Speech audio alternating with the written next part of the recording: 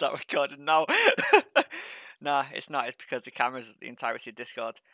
I've just realised I'm going to have to... Oh, shit. I'm going to have to get rid of my camera on Discord so I can pull it up on OBS because the way this works is shit. So, hang on. Gay. It is a little bit. Right. But that's the fucking camera. What's going on? Oh, I'm fucking this up big time. Ah, it's being used by Discord, that's why. Right. So if I turn off the camera and then turn on the camera. Yeah, I'm bad at OBS, as you can see. Which one is it? Video capture device? Yeah, that'll be the one. There we go. What made you want to do a podcast right now, anyway? Yeah, that's what we're going to do. We're going to do a podcast. What made you want to do it? Because I was going through my old ones that I've set up with like on the original X Trigger account back when it was CL Bronze and Silver, then onto Rivals before VL I even joined it. And God, they were good. That was the proper podcast. The OG. The OG. There we go. We're on. Right, now let's just make it bigger. Cut it down a little bit so we're somewhat the same size. I can't get all my settings onto... Oh, is it here? So where do you like all the exposure stuff? Sorted. I think. 1 sec. Never mind. Give me a second. There's a way to sort my exposure out so it make it all look a bit lighter and stuff.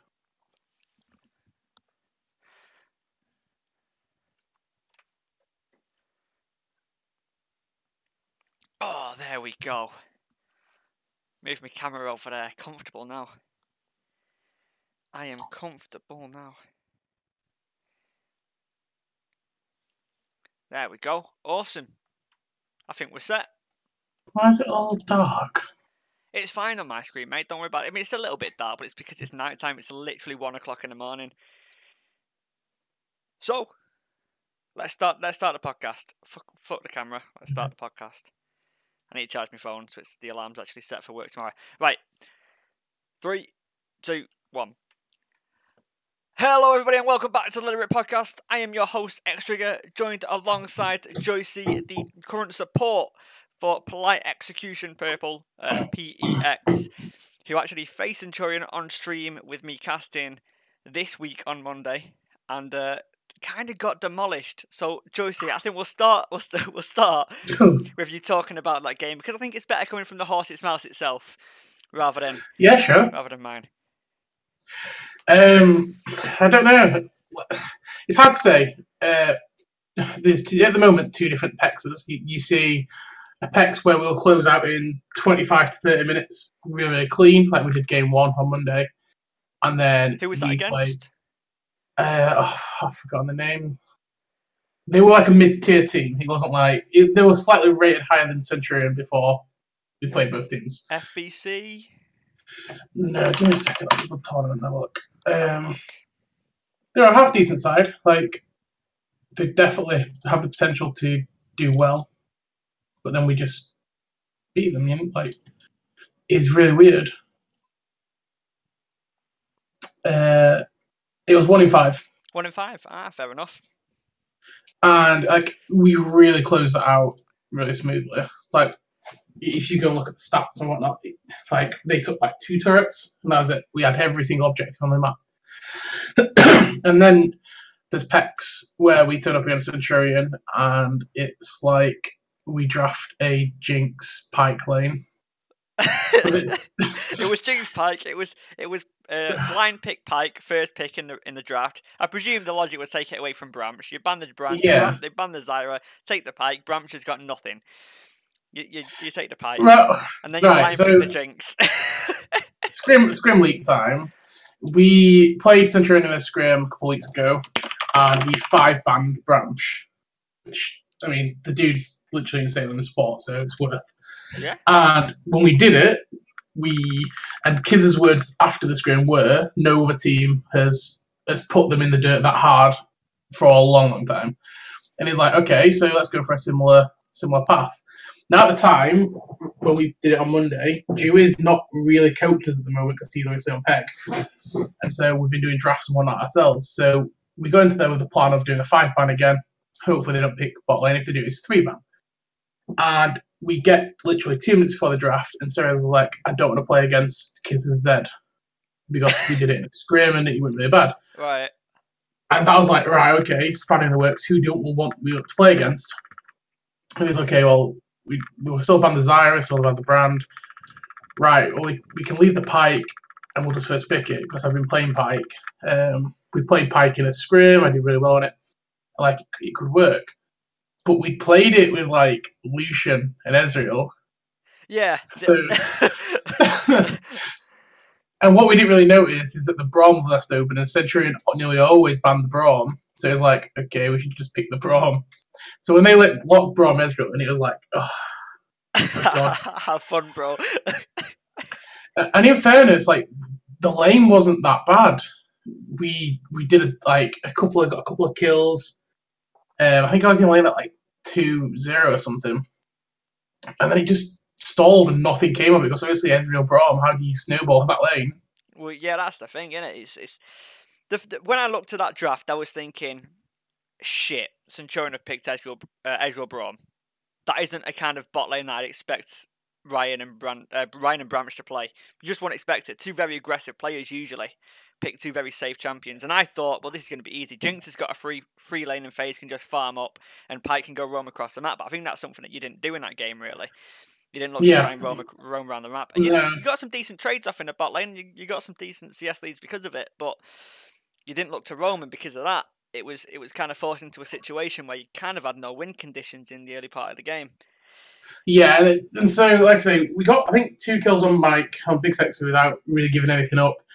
We did a really nice level 1 trade with the Pike passive where I just went literally Clown Fiesta, went and started whipping people with his stabby knife and then running away, and then Ezreal's on half HP. Mike poking with the rockets and whatnot. But as you say, once we had the kills, we just didn't do anything with it. And then 10 minutes later, when Irelia's got 3 or 4 kills in top lane, he was like, oh, okay, this is not going well. Yeah. And then, like, we're trying to work on it as a team, but our mental at the moment's not the strongest.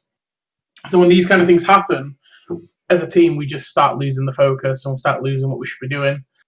And, like, Chaos Llama got some really nice ganks off in the early, and you saw the first one on the Braum. It was really, really good. But then we just didn't use that as we could have.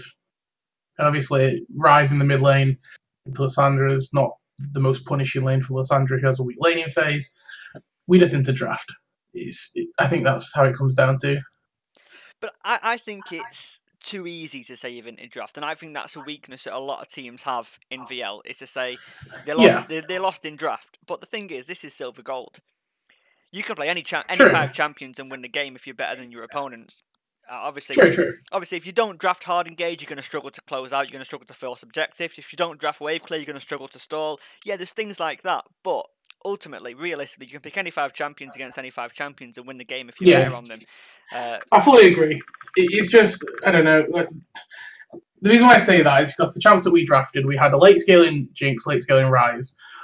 We had a Yorick that should be split pushing, but couldn't split push against Aurelia. So already in the earlier mid game, we'll lose a lot of pressure. We managed to get in the earlier and do well, but when it got to the mid game, we just didn't have anything.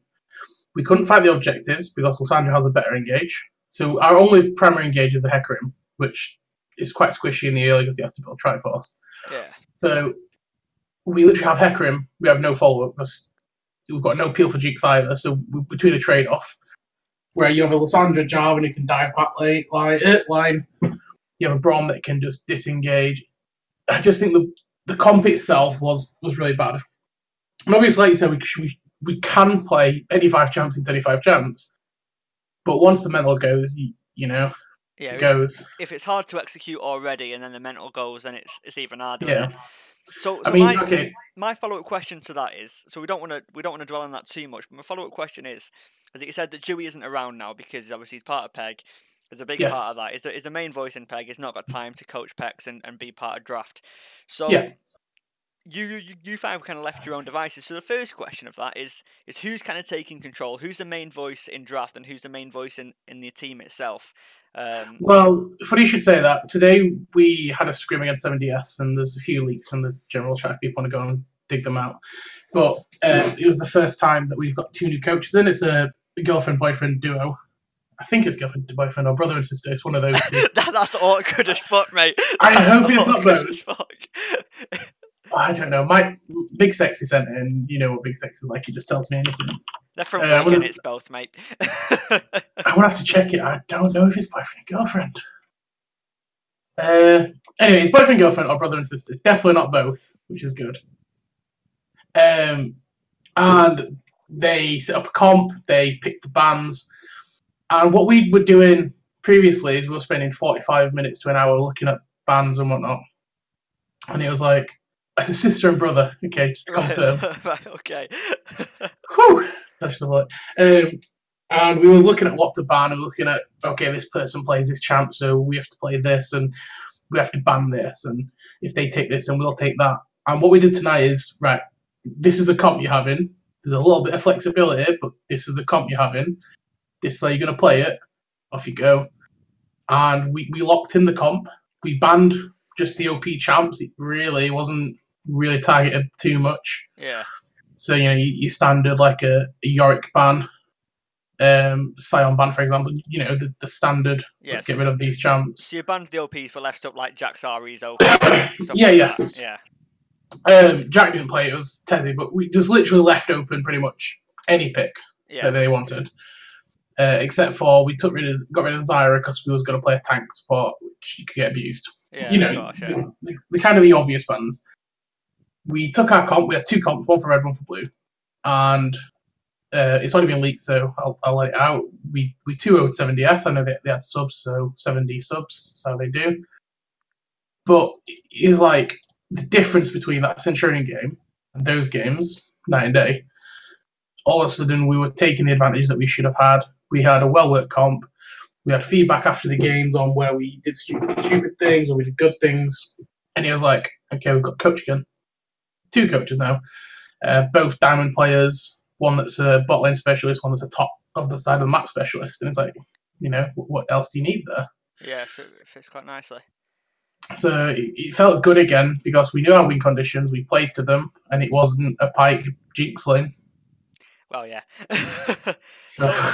So my big question now is we can look at the standings after 2 weeks and we can see teams like the Slow Bros, teams like 7DS who have really shot out of the gate, Revival 2 in that conversation, shot out of the gate, doing really well. Then you've got teams such as PEX, you've got teams such as FBC, you've got teams such as Centurion, who are kind of mid-table so far, but we're expecting kind of that to shape up and really, after 4 or 5 weeks, kind of be a solid standings. Yeah, I still don't think we've got an actual standing that we should have by now. Of course, no, but my question is, it's been kind of confirmed today that it's the top 4 of the group that will make it to playoffs.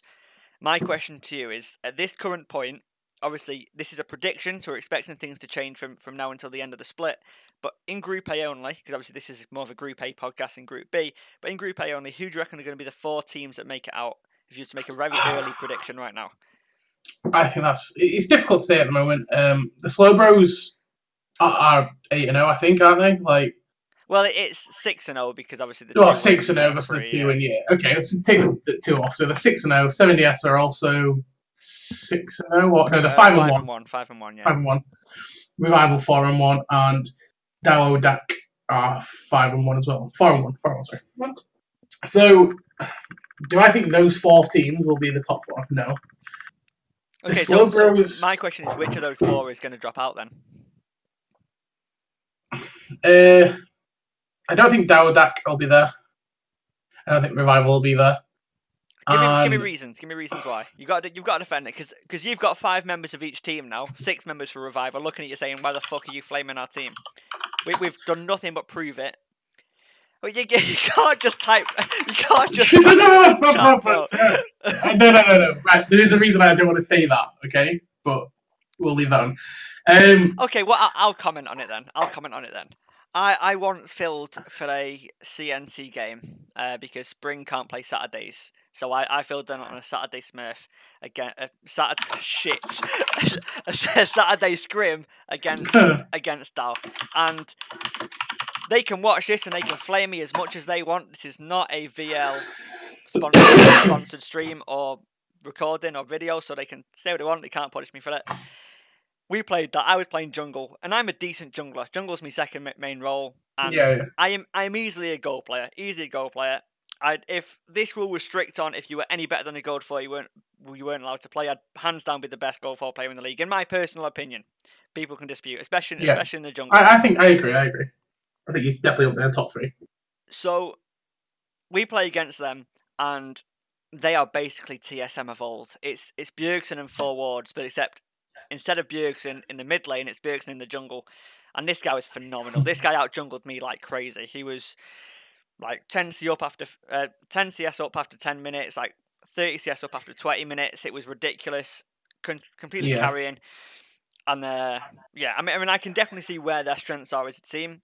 Now, I'm not going to make any accusations because I've not got any proof, but playing against him, it seems like a very average team, very mediocre team with one standout player. And if you know how to play against a jungler who can perform, then it's very easy to shut them down. And obviously, as soon as Group B learn how to do that, PEG become a much worse team, in my opinion. But yeah, I mean, I do see the argument with Dow, because I do think they are a one-man marching band. But the other team you mentioned was Revival, so I want to hear more about them. Okay, so I have a lot of respect for Revival. We've done a lot of scrims with them, and we did a lot of games during the the tournament, the Shell 2. We obviously got drawn against them, so there's a lot to talk about. I know a lot about their strengths. I also commented on a lot of their games, so like in the finals and quarterfinals and whatnot. And they're similar, where their main strength is Agratar. I think they were unlucky in the final split in the Shell 2 against 100 Cobra. What a lot of people don't know is Agratar had been on holiday for 2 weeks. He'd not played a single game of League of Legends. He hopped straight on into those games. So, 0 practice into a tournament game, into the finals, best of 5, going in cold. On top of that, he also then played Cassidin and just entered his face off. So let's get past that. Let's move past. Thing is, I made a call a long time ago that I think Agratar is going to be probably top 2, top 3 mid laners in this league. Still stick with that. I think he's super good. Yeah, I think that's undeniable. I don't think anyone can dispute that. Even out of all the new teams, I don't think anyone can dispute that personally. Yeah. I played a lot of good series against him. We messaged a couple of times about some stuff. He was really good. We went even a lot, but then in the crunch games, he just turned up. It's simple as that. So obviously Paxlo's now stepped down, so they've got a new ADC. I think Blueberry Haze has gone down there. Yeah, from top to AD carry. Yeah, and they've got I'm Sup, by the way, in top lane. Yeah. Yeah. So I don't want to. The last time we did podcasts, people said I was disrespectful and said that I said people were worse than they were and whatnot. So I don't want to go down that route. I just think that there are flaws in their team that are easily, or should I say, can be exploited. Well, it's a thing. That's fair enough to say, but I think you've got to be specific. So at least then you've got validation for your own opinion, and then they can either prove you're wrong or prove you're right. Because then no one can flame you for having your own opinion on it. So specifically, what's their weakness? It's not your group. It's not like you're leaking anything. Not your group. What's their weaknesses? What's their strengths? And how do you think they can be exploited? 3 questions. It's my group. Group A. Oh, shit, yeah, Revival are in Group A. I thought getting them confused. Fuck it, either way. Those 3 points, in your opinion, weakness, strength, how do you exploit? I'm not saying this is what Pex will do. I just think this is how they could lose. I think top lane potential, if they get someone who's a good carry against them, they'll lose. I think they're not in the top junglers in the league, even though I really respect Wavy. I have a lot of love for Wavy. I just think when he gets behind, he does really struggle, and I think that showed in the Shell 2, where the only good game he had was a Kha'Zix, where he managed to get a snowball. In the other two games, he was really far behind. So you can look at teams like Centurion, where Spring can get a good lead against him. Obviously, Dowdak with the Smurfy jungler. If he's actually a goal player, then he's just going to dumpster it. I think there's a lot to be said through the top side of the map. And on top of that, I don't think their bot lane is strong enough to carry. If you can manage to go even or get ahead against Agratar, he's known for late game team fighting and getting ahead anyway. But if you can nullify that and get onto him, I don't think they're strong enough. That being said, I think macro wise and as a team, they are really good. So you have to kind of get ahead early and then stop that. So that's Revival. I mean, just to talk about Revival a little bit, I mean, because obviously Centurion played Revival this Monday. It ended up being like a 47, 48-minute game between Centurion and Revival. And I don't know the full compositions, but I know Centurion had Sivir in the bot lane. I was like thinking, we've got a good chance here. But they had Maokai, they had Cassiopeia, they had Jinx. 3 really good late game champions, and they ended up winning the game. It was a really close game. Centurion had a 6k gold lead and ended up dropping it. It wouldn't surprise me to see Revival do that against a lot of teams where this is what they did to us in the Shell 2. We ended up going to like a 50-minute game. They managed to tunnel their way into these kind of games where it becomes a coin flip at the end of the game, where if you win one team fight, you win the game. Yeah. And that was a lot of the scrims against us. That was a lot of that's what Shell 2 was in game 2, where they took the 2-0. I mean, you even just saw a lot of the times like that. You even saw it in the final against 100 Cobra. A lot of those games you saw Agra to have some really clutch moments, but in the end, 100 Cobra was able to win. But I think a really important game was watching Revival versus Seven Deadly Sins. No, I think that was in week 1 on stream, where Jack was against Agrita. A lot of solo kills that lane, a lot of aggression. We saw that Jack was actually, despite being down in CS, was actually getting the majority of the kills and the majority of the outplays, which I think shows a lot of what Agrita's about. I think he's a very aggressive player, looks always to force advantages, but can be caught out. But at the end of the day, when it comes to those late game team fights, he is one of, if not the best mid laner in the league. At least in my opinion. I'd say that's his strongest point, and I'd say when you look at the best mid laners like Tralulu, when you look at Jack, when you look at Kiz, I think out of all those top mid laners, probably missing a few, but Rewind as well. I think Agrita's the best late game carry out of those, at least from what I've seen. And then I think it's interesting when you speak about Rewind with it. Scrim leaks from ages ago, so it doesn't count. They played like 3 games in a row against Revival, and he lost every single one to Agrita. He'd get ahead in the lane, and then late game team fight, and he'd just get absolutely dumpstered. Well, that's exactly what we're saying, isn't it? That's Agrita's strength is those late game team fights. So it'll be interesting to see how they do. I think their natural playstyle of picking those very scaly AD carries with a mid laner who can play late game team fights is something that people can look to punish, but we'll see how Revival do. I think it's a very interesting team to watch. No one expected them to make the finals of the show. People thought that PEX versus Revival was going to be a really close game. People disrespected both teams. They thought this is 2 bad teams playing against each other. I don't mean that as an insult. I think at the time that's how the teams were rated, and it's understandable because you went 0-6 back then. Revival won against TA. No one gave them a cat and owls chance, but they got the DDoS win by Couchy and ended up winning the series 2-1 because they put Thrawn on Thresh for some God knows what reason and Delight on. Come on, Team Elite, sort your shit out. And ended up winning that game to make it to the finals. And it seemed like a very sketchy path to the finals for the Shell 2 for Revival, but they ended up putting a pretty good performance in throughout every single performance that they played. So it'll be interesting to see how they go, because I didn't expect them to go 5-1 after 2 weeks. I really didn't. I thought they'd be a very mediocre middle of the table team, but at the same time I thought Centurion would be better than 3-3. I think there's a lot to play for yet. There's a lot of teams that I think are still sorting themselves out. I think obviously you look at Team Elite and they're like what 0-5, 0-6, 0-6 now, yeah. And obviously you look, that was the team that went like 11-0 or 10-0 before, and obviously I know they changed ADC, but Last or whatever he's called these days, his name got changed, didn't it? Alex Swede. Yeah. He's like ridiculously good. Like we played them, we had stomped the bot lane through their support. I think we got loads of kills at spot, and he was just like still like the highest damage in the game. Yeah, I mean, when I saw Alex Swede join the league, and my first appearance of Alex Swede was when he played Kennen in that show match. Kennen AD carry. It's like, this guy's got balls. This guy performs well with balls. I like it. Then he's chatting shit in general chat. I was like, ooh, I like this kid. It's like, this is a Drigger kind of style. I like this. I've left the league. He's joined the league. This is what I like to see. And then they just seem to underperform. So the big question is where's the kind of the vocal in that team? Because I think Russ isn't having as big of a role as a coach anymore in Team Elite, and Equitas has stepped down. Do you reckon there's a lack of leadership in there? Because it just seems like it's all I on honestly don't Claudio's know. shoulders. I'm just looking at the stats right now. We only got 55 minutes against them.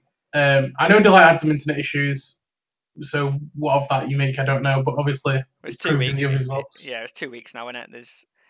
I was looking at the stats against us, and Alex Sweet was 471 CS by the end of the game. In comparison, Big Sexy's 348. Was he playing Sivir? No, he was playing Caitlyn. Ah, that's actually impressive. And you just Alex Sweet was playing Ezreal. Tell you what, getting high CS numbers on Ezreal is Yeah. actually quite good. His KDA was 17, 3, and 16, so they've got potential to carry through it. I just don't know if the macro's being affected since Equitas has stepped down, or if Laudio isn't getting on with the meta at the moment. Like, we won through mid lane without doubt. Cirez popping off on the champ that he played. I'm not going to name because he keeps getting banned. I'm hoping he gets through again. We just won through mid and jungle, as you can expect. With if he's having internet issues, we just counter jungled. Yeah, of course, yeah. And obviously in the late game team fights, we was getting picks through the champ in the mid lane. I honestly don't know. The macro didn't seem as sharp as it once was. But to quote an old saying from Big Sexy, Team Elite overrated. Who knows? I don't know. What I love about that is he said that in the Shell 1. It completely blew up in his face. He said that in the Shell 2. It blew up in his face as he went 0-6. 0-6? Yeah. But as soon as the league comes in, Team Elite and now the 0-6 team, it's like it's all come full circle. I love it. Mike played the long game. So he got flamed so hard for that. I have a lot of love for a lot of people in Team Elite, obviously. Being on teams and playing with Mojo and Delight in the past. Well, it's the nicest org in the league. No one can dispute that. Nicest org in the league. No one can dispute that. Oh, I don't know. I think they're getting a little bit toxic these days. Really? Yeah, I think the Shell 1 success went to the heads. Fair enough. Big boys now. I've not seen any of them really speak that much. Nah, I'm only joking. People do. I know some people do think that they can be toxic. Some of them, not all of them. Obviously, Ryan's the nicest man in the world with John Joe tied, and Delight is Delight, who gets carried away with himself, but he's a lovely guy. But I know, obviously, like you said, Alex Sweet coming into the league talking loads of trash. Thrun didn't like a lot of the power ranking stuff, and that was when they went on, yeah. And obviously, when he came back into the team, and then they went out in the semis, and a lot of people brought it back up, and he hit back of it. So I know there's a lot of people that can think that they're a bit toxic these days. It's like Kiz has lost all his toxicity, and it's just filtered into Team Elite. Centurion's always had a good kind of level of how toxic we are in a community. They just know you don't disrespect the trigger. You do not. Centurion Academy. The big notice was when you look at Wilder, you look at Navarian, and you look at Merged. Centurion Academy, nicest people in the planet. As soon as you leave it, toxic as fuck. Calling you throughout fucking your general chat shenanigans. But anyway, that's some of the well-known teams in Group A. So let's talk about some of the more unknown ones. So the first one, we've got to give them credit. Slow Bros, they go 6-0. They don't lose a single game. Have you played them yet? We've not played them yet. We've had like a lot of people say how we should play against them. Apparently their ADC is really, really good, and they kind of play through him. I know the mid laner tried out for us a lot. He's a really nice guy. Ripante, I think he's called Tom. Yeah, something like that, yeah. And the reason why he didn't get into our team, I think in the end, I was super ill at the time, but they voted for versatility. So Cirez has got a huge champion pool where he's really good at loads of different champions. Whereas Ripante only really played Orianna to a good standard. He's really good Orianna. And then once you got past that, it kind of filtered down. Now this week, I think he played Victor a couple of times, so I don't know how he got on. Obviously, they won, but he's just a kind of bit of a limited champion pool. So potentially ban out the champs in mid and trying to gank the mid. I think that's what was suggested to us. So I don't know how it'll go. Obviously, 6-0, you can't disrespect them. They're where they are for a reason. Although did you hear the little story about when they beat Team Elite? No, I've not heard that, no. So when they beat Team Elite, halfway through the game, they won a team fight, just typed GG in all chat. Yeah. And then at the end of the game, just typed 0-4 GG. And it takes balls to do that, I think. Yeah. Obviously, they'll probably get some sort of punishment, I imagine, for like trash talk. But to be honest, I don't think that's too bad. I don't think you get punished for saying something that's when it's factual. When it's factual, I think we'll leave that up to the community's decision. But I think that's fine. I think that's friendly banter. That if you can't take the fact you've lost, then you can't deserve to say anything in general chat at all. I think it was a super funny story. But it was really, really funny, like that somebody would do that, like a proper Tyler 1 type GG after a team fight, and then at a 0-4. But in a league where we're trying to clean up the trash talk, I'm not sure it's going to fly, and I wouldn't be surprised if they had actually been punished for it. But, as I said, it takes balls to do it, because or if you start losing a couple of games, you just know you're taking that trash talk back.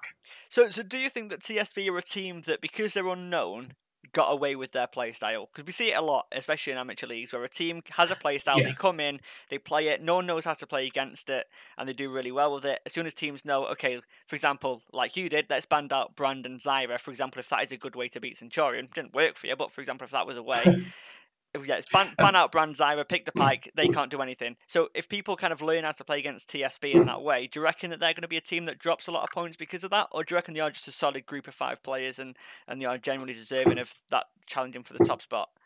So all I'm going off of is what people have told me, obviously. We've not played them. I've not really seen much of their gameplay. I do know obviously the level of their mid laner. Now, if the rest of the team's at that level, obviously if he was like a super world beater type, like, 1v9 player, would have taken him straight away. Not saying that he's not a super good player, I'm just saying that he's not a world beater. If that's what the level they're at, then they're certainly beatable. That's what I'll say. I do think they've got away with the fact that for the first couple of weeks nobody really knows about them. As I'm talking now, I don't know about them fully. So, looking over the VODs, looking over the match histories, trying to study what they've played, and then they could still pull out a pick because we don't know. Whereas you look at like Bramsh and you kind of know his 4 or 5 champs that he's super 1v9 with, then you think, okay, we'll just get rid of those. Can't really do that to a team that you don't know more than 1 or 2 picks. Okay, so that's fair enough. The next team that I want to look at is FBC5. Now, it's a team which came into the first week. I think they went 2-1 in the first week, only dropping a game to Centurion, and then I think they went 0-3 in week 2. What's your opinions of those so far? Because they seem like a team. They've got some quite, not arrogant guys, but they've got quite talkative guys in the general chat. So it's nice to give them a little bit of a shout out. What's your opinion on those so far from what you've seen? So I learned from experience that a lot of talking comes back to burn you. What I will say to them is wait until you're in the playoffs before you start like being super vocal. Obviously talk to the community, but past that, I think bragging the first week and then getting into the second week, you see the difference. Again, we've not played them yet. I think we'll probably play them next week or the week after. As you say, they went 2-1. Did they beat Fire and Ice the first week? Maybe. I'm not sure exactly who they played against. But I think they had a good performance, but they only lost to CNT. So I feel like they probably did beat Fire and Ice because they're on 3 wins. So if they were 2-1 after week 1, so use Fire and Ice, and it's kind of like you're bragging about beating the team that everyone beat. It's like everyone bragging that they beat Olpex. It's expected that you beat them. Yeah. As you say, losing to Centurion. At the moment, Centurion's in the middle of the pack team. Obviously, I know Peck's lost to them. I'm not trying to be disrespectful. It's just how the standings are. Standings are, yeah. So, you're kind of in the worst of the middle of the pack teams at the moment. I still think there's a lot, as I said at the beginning, I still think there's a lot to change. FBC could come out super strong in the later weeks. People are sleeping on TBD, I think. I think they've got massive win condition in Trelulu and people to play around it. 1-5, as I said, were a solid team. They just seemed like a bit disorganized this week when we played them. Like we just got lucky in the macro, or we just played it really well. But they looked a solid team. I think it's difficult. I think when you look at the quality between Group A and Group B, that's a massive thing. Well, it is very hard to judge, isn't it? It's very hard because I mean the Slow Bros could lose to every single team in Group B, and no one would really know anything about it. They just assume that Slow Bros are a really good team, and we don't know the difference. So this is more of a Group A centered podcast. So my question is back what I said at the start before we started discussing teams individually. Your top four, the top four that you think will make playoffs. Yes. So obviously looking at the 2 weeks based off what you know about the teams, what are you expecting? As it's going so far, I think I have to put Slow Bros in there. I just think it's disrespectful for a team that's gone 6-0 not to have me in a shout, not seen them play. So, on merit of their games, I'll say Slow Bros. Can we also talk about the fact that 7 Deadly Sins perfect game packs? I think it's unfair if we don't shout that out. Okay. Which is obviously a bit unusual for me to talk about losing so bad, but you know. I think it's worth a shout. They won in 23 minutes. It was a perfect game. They dumpstered us through Yorick top and Nocturne jungle. It is super, super good from them. Do I expect them to perform like that all the time? No, but they're performing, 5-1. I just think they're a super strong team at the moment. So I think they'll be in there. And then the last 2 spots, I think Centurion and Pex. Personally, I think if we sort out the few issues that we seem to have, if we can play 1 game a week, that'd be great. Would be 100%. So make that happen, admins. Thanks. If we sort out that mental side of it, I think, and have a proper draft / comp, then I think we're definitely in with a shout. So the 2 teams that are questioning you now, the 2 teams that obviously you can call all the new teams, they've still got their chance to prove what they are all about. The 2 teams that are looking at you and saying, Joycey, what the fuck are you talking about? Is Revival and it's TBD. Yes. Now, why are Centurion and Pex better than those 2 teams, in your opinion, by the end of the split? So this is including what they've done so far and the improvements that you expect them to make. So I personally think Big Sex is in top 3 ADCs of the league. I think he has weaknesses that a lot of people speculate on where he can be punished. But as a team, we work through those weaknesses, get past it, and kind of win games. We win a lot of scrims through it. I think TBD has some coin flip players, no disrespect. Shenzhen, I've seen him 1v9, and then I've seen him be like kind of the reason why they lose. I've seen a lot of TBD on stream against Peg when Joey does his streams. And obviously, it's hard to judge when you're playing against Peg, but there's some questionable moments where it just seems like the entire scrim is decided in one moment for no reason. Trolulu is a super, super good mid laner. So if you put him on against another good mid laner, I think in Ceres, or Kiz, then I think you kind of get a standstill, especially if you try not to give up too much from it. I just think overall the teams have been together longer. There's that synergy. As I said, Pex have issues. We could quite easily go into against TBD whenever we play them and just lose in 25 minutes, as it stands, how we played the past couple of weeks.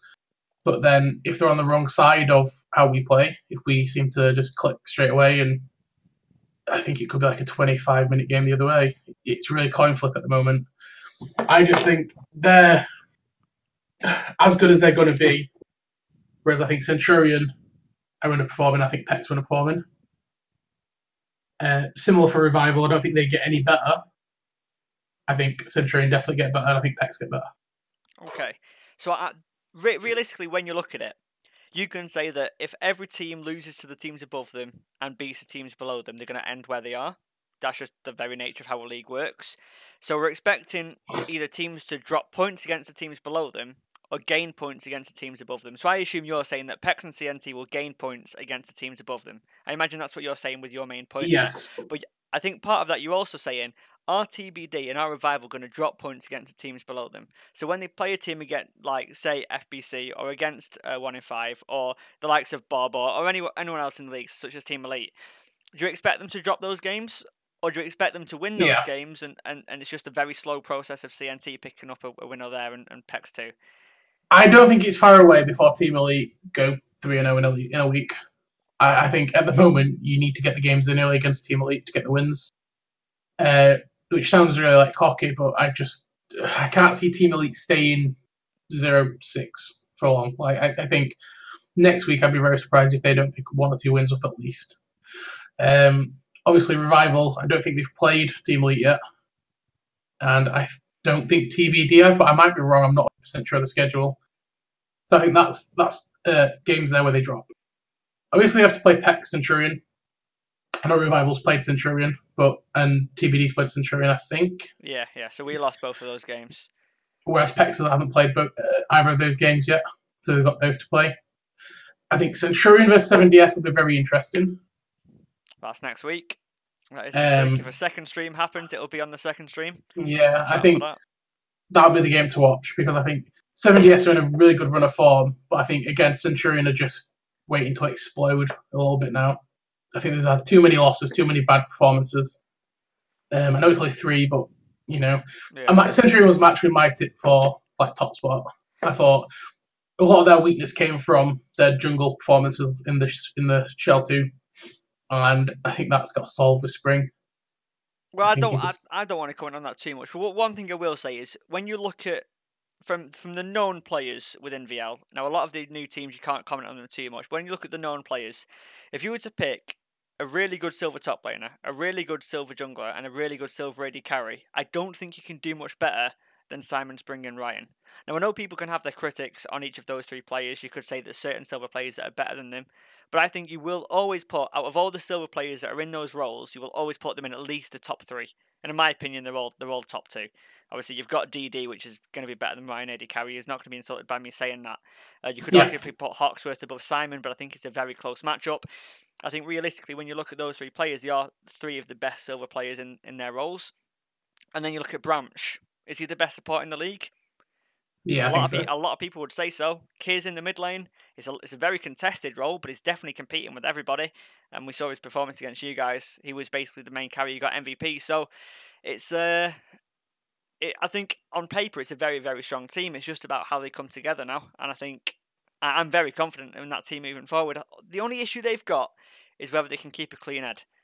I think so. The only issue I think Centurion beat themselves. Centurion don't have an issue with tilt, which a lot of people think they do have. It's an issue with overconfidence I think they've got. I think if they're going to play 3 games in a row, if they're going to go 2-1, it's because they've lost the first game and won the next 2. If they win the first game, I think that's where overconfidence can set in.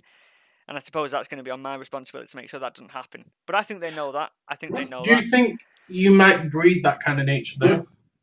I did do in the Shell 2. Because in the Shell when I was part of the team and it wasn't going to happen, in the Shell 2, I bred that. 100%, I take responsibility for the loss against Hentai Haven. Because there's no way that... Centurion were a better team than Centurion Academy. They were a better team. We scrimmed them almost 10 times in total. Not 10 games. And we never won a game. Centurion Academy never beat Centurion. And yet Centurion Academy almost wiped the floor with Hentai Haven, except for that second game where they got the Baron and ended up winning based off that one team fight. Other than that, Centurion Academy basically swept him. Centurion would have won the Shell too, in my opinion. But the only issue is the stress that I put under the players, and again, I put myself under that. Kiz made that play on the Shen, ended up dying for it, gave away a big shutdown because he built the Medjais, and then the team fight happened at Baron and they lost the game because of that, and then the mental went.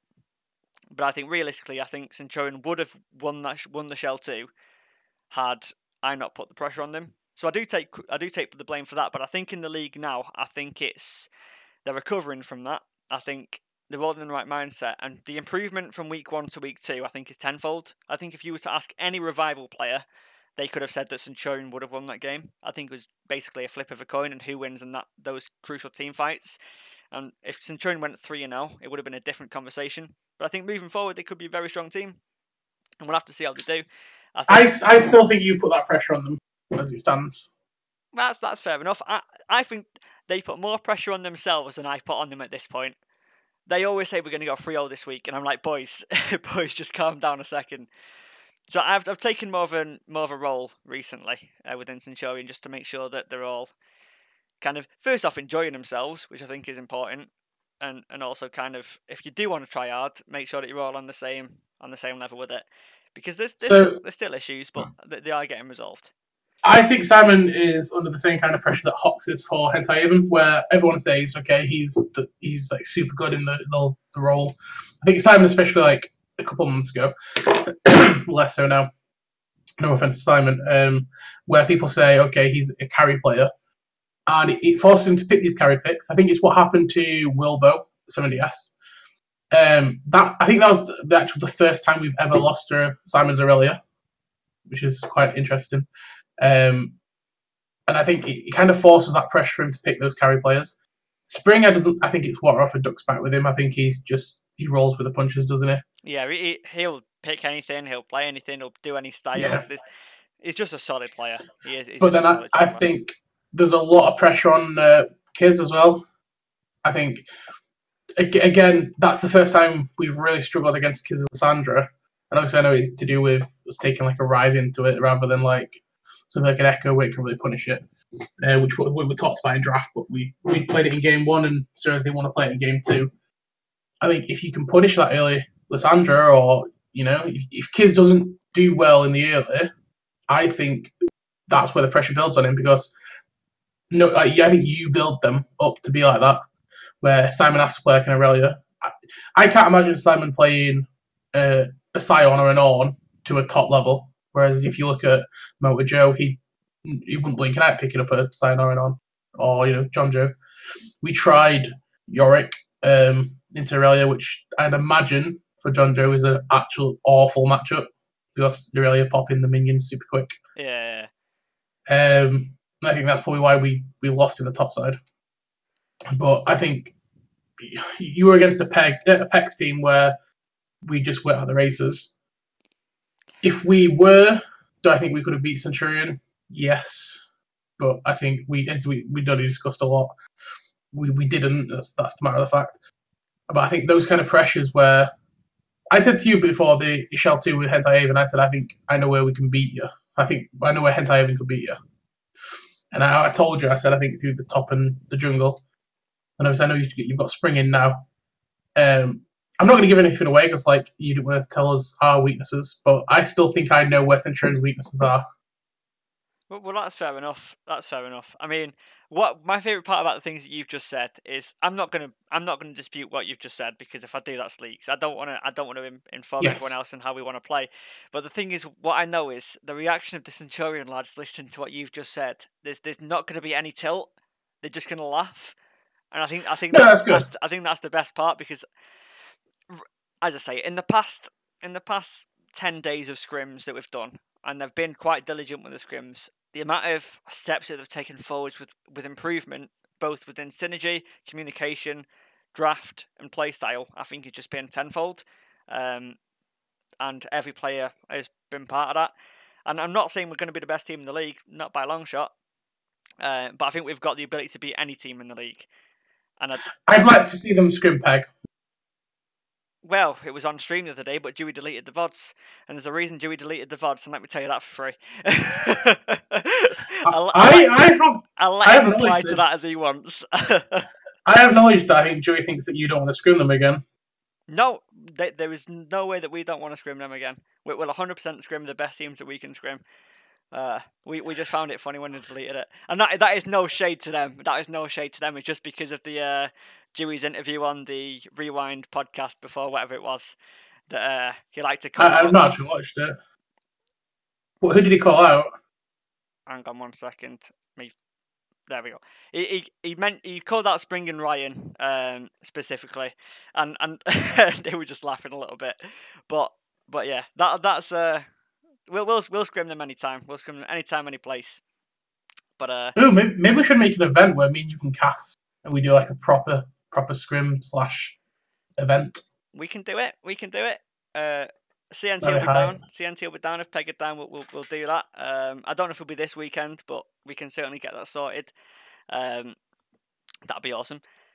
But yeah, I think CNT are in a good spot. I think they're making steps forward. I think everyone was very good in their individual roles. It's now just coming together as a team. I think they're doing that now. And we've built a foundation. And from there, we can build as many stories to the house as we want. And that's the metaphor that we keep using. And I think we're confident moving forwards. So no more Rocky metaphors. Well, we still use the Rocky video.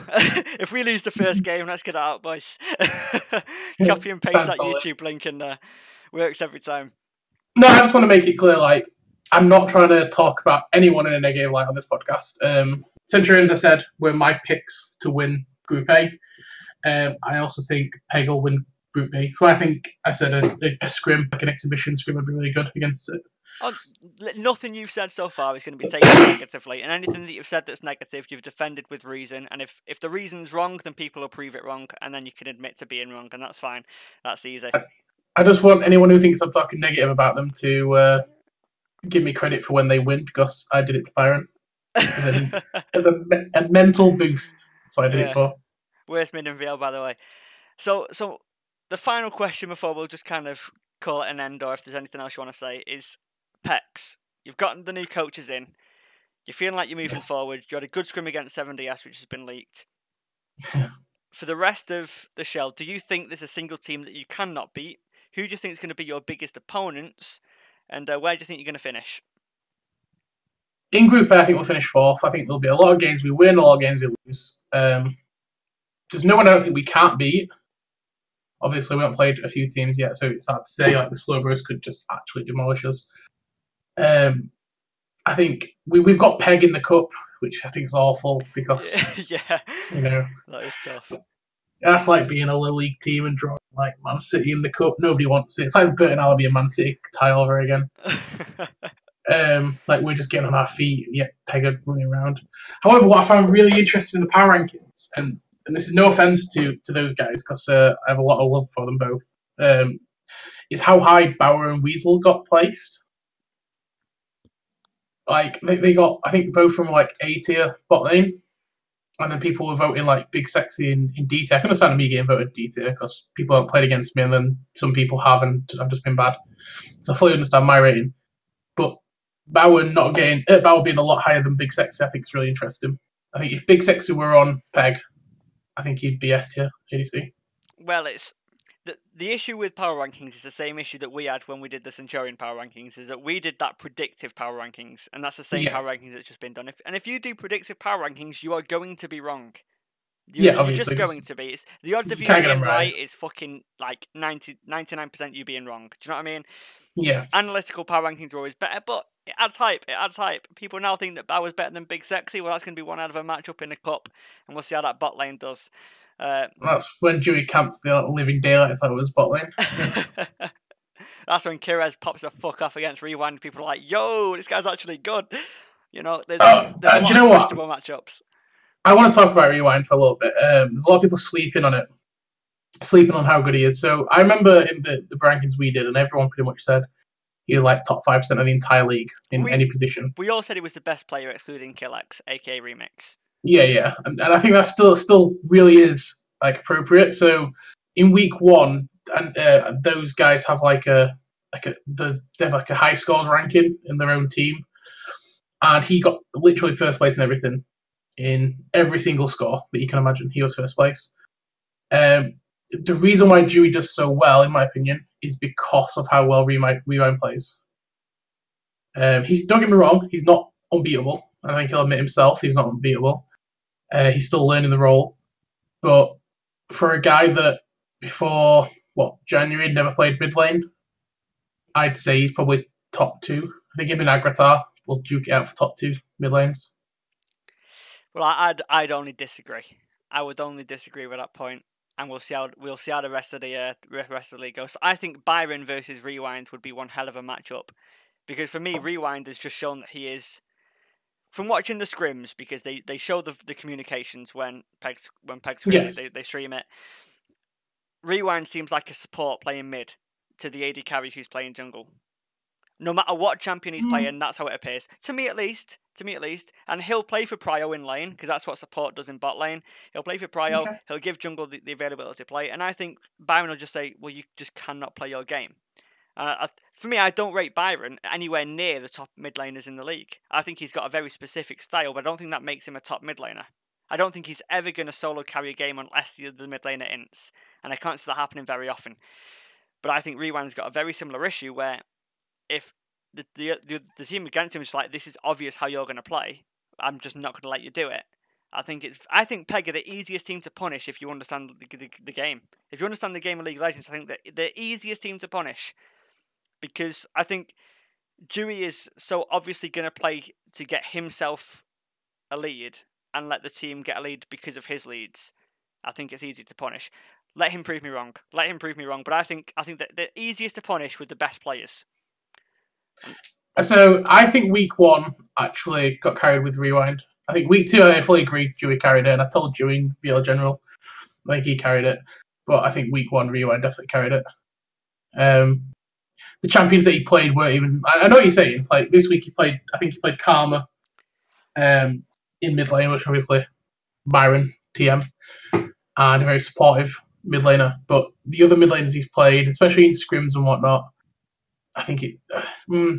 I'll not big it up anymore because obviously pressure for no reason. But personally, I think he'll be top 2. But obviously, if you disagree, you disagree. Yeah, I mean, I think you can say Lordio, you can say Agrito, you can say Kiz. I think you could put Kira's in that conversation because of how aggressive he can be on certain champions. There's a lot of mid laners that will compete for that role. Even fucking Rapant in Slow Bros would compete for it as well. So I think Rewin's still got a lot of work to do to prove, to me at least, that he's going to be a top tier mid laner. But he's a very supportive player in it, and it helps the team grow. But anyway, ignore the cup game against Pex. You think you're going to finish 4th? You said Yes. You can beat every team. Who's the one team that you're scared the most to play against? So second half of the split now. Who's the one team that you're scared to play against? You've played everyone once. Who's the one team that you say, I wish I didn't have to play that one? I don't know. There's a few teams where I think on their day will beat anyone. I think, as I said earlier on, Team Elite, I just can't see them staying where they are for much longer. Alex Swede is a 1v9 kind of player. They just need to enable him. I think they're still learning how to do that. Centurion, I always hate playing against, purely because you have to 5-ban Bramsh to do anything. No offense to anyone else on Centurion, he's just obviously bot lane, and I'm terrible. As much an insult to yourself as it is a compliment to our players, fair enough. Yeah. It's just, obviously, he punishes people hard, very hard, and I think Ryan does well, and this is, again, I'm not trying to do Ryan down. I think Ryan kind of piggybacks on Bramsh, but the reason why I think Ryan's such a good ADC is because he can do that. There's a lot of ADCs that wouldn't be able to do that. And then once Bramsh gets him 15, 20 minutes into the game, then Ryan runs around and does his stuff. Ryan won't disagree with that. Ryan knows that if it wasn't for Kiz and Bramsh being on the team, that he'd be very exploitable. But I think the fact that they are on his team makes him a very, very strong AD carry. So Centurion's always a pain to play in. As I said earlier, we scrim Centurion. We've done really well into Centurion. So it's possible to beat them. I don't think there's anyone in the league we can't beat. Yeah, but who you the most scared? So you've said Centurion, you've said Team Elite, who people didn't expect to say. What about the top tier? You said middle of the pack and low tier teams based off so far. Obviously 7DS, since they perfect gamed us. But like I say, I know we scrimmed them with subs, but we scrimmed them tonight and 2-0. Like, I don't know. I think Pex are in a weird spot where you can ask me that question this time next week and it'll be a different answer. And the week after it'll be a different answer. We've not played Slow Bros yet, so I can't really comment on them. I'm not worried about Revival, but they could beat us. I don't know. It's really weird. I think there's anyone in the league could beat anyone. Could beat Pex, and Pex can beat anyone. I think that's how it stands at the moment. Give it a couple weeks with the coach, and then I think we could be a team where nobody could beat. It's going to be one of those. Well, seeing Slow Bros versus Pex will hopefully be on stream, because that'd be nice to see based off the things that you've said. But that's fair. I like to not be on stream. I like casting Pex. I really do. But anyway, I think you summed it up in VL General. I'm sorry to drag it on. I just like to talk. I think you summed it up in VL General where you said you'd love to coach us, but because we've got so many strengths, it's stupid. I think what your words were, something along the lines. No, I think you've got obvious strengths that if you play around those strengths, you'll be a top tier team. You've not got, but you've finding those. The 5 plays you've got obvious strengths. It's an obvious way that you've got to play, and it would take me 3 games to figure out what it is that you need to play in the play style, and after that you'd have a foundation of how you needed to play, and from there you can build any additional stories to the house. But the issue is that I don't think And again, I said this no offense, but I don't think you're smart enough to realize what those strengths are. I don't know whether it's ego of the players or if it's a lack of ego of players, which I think it might be for Pex. Is players that aren't willing to say that, yes, I will carry on this champion, give me this champion, or I will carry if we play this style, play this style. So, for example, the obvious one for people who are watching would say, Big Sexy is the best player. Play around Big Sexy will carry because he's the best player. That's an obvious play style. Now, whether it'll work or not, I don't know. But that is an obvious play style you can look to play through. So, example could be, let's play Shen, let's play Noxen, let's play Galio on the top side of the map. Let's hard camp bot lane with these globals, and then let's play a champion like Jinx and Sivir who can carry the late game team fights with a support such as Alistair or Braum, who's just going to protect the AD carry and be a big tonk to help enable all these plays. Really, really simple team comp. Dave, can you just say that again? Let's write it down. No, but I don't think it'll work. I don't think it will, because I think you'll just get punished across the rest of the map. And I don't think you're strong. I don't think personally you're strong enough as a 2v2 yet to be able to punish most of the teams. So I don't even think that would work. But that is an obvious playstyle that you could go for, saying this is our best player, let's play around him. And just knowing how to play around that playstyle, or a playstyle that works, would be okay. Pex now, they've got a foundation of how to play. Let's play this 3 times in a row. Does it always win? No, but does it always have a good performance in the first 15 minutes? Yes, it does. Now let's just work out how to play the late game. Have we got wave clear? Yes, we do. Have we got hard engage? Yes, we do. We know how to force objective, we know how to stall. Brilliant, we know how to play the game. Now it's just all down to macro, and that's down to who your shot caller is, and that's basically down to who you've got on the team. As long as you've got a good shot caller, you'll end up doing well there. So from there, it's you practice for that one team comp. You then look, well, how do you change it? If this gets banned, what do you do? How do you divert it? If you've got a carry top and a tank jungler, okay, can you play a tank top and a carry jungler? Can you try and switch it around like that? If you've got a carry support, have you got an engage support, have you got ardent support, can you try and change that up and put it somewhere else? That's the big questions to ask yourself. But once you've got a foundation within the team, I think it's very easy to then learn how you look to progress. At least that's how I do it. But I think, Pex, your core strengths are too obvious to ignore. And I think if you spend the next couple of weeks learning what those are, and hopefully your coaches can do that, you'll realise how to win games. Teams will then learn how to stop you winning your obvious way. And then the way you become a top tier team that is very hard to beat is learning how to divert your style to stopping how they look to stop you. And that's when you become not unbeatable, but very, very strong. And the more teams that realise that, the better they'll be. I mean, you look at 100 Cobra, they pick the obvious shitty junglers of Warwick and Vi every game. And it just works for them because that's the style they want. They want single target engage on a particular champion, and they'll rely on DD to do what he needs to do in the rest of the team fight. And it just fucking works for them. People learn how to play against that. People learn how to ban against them. Then they've got to find somewhere else to play, or a different style to play, and that's down to Hyper if we still coach them and whoever else is there. But anyway, it's been good having you on. It's been an hour. I need a piss desperately. So this has been the Let It Rip podcast episode Fuck Knows. And it's been with 6, is it? 6. It's been 6. Cheers, Joycey. It's been 6. Proper old style of the Let It Rip podcast with just 2 people having a chat about random shit within the league. Hope you guys have enjoyed it. There'll be plenty more to come. If you want to be on a podcast, just hit me up in the PMs and I'm sure we'll be able to facilitate it in some way, if not changing the style to get multiple people on. But anyway, it's been Joycey. Thank you very much for having me. It's been X Sugar, and over and out. Peace.